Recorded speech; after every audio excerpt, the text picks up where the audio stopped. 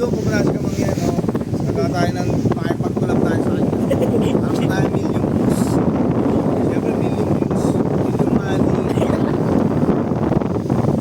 million cash, million girls. Mawi ka. Yo, sure. Yan, oh, kakastart na lang natin dito, mga 30 minutes. Mga 20 minutes pa. 2 hours pa to. 2 hours pa daw biyahe, tagal.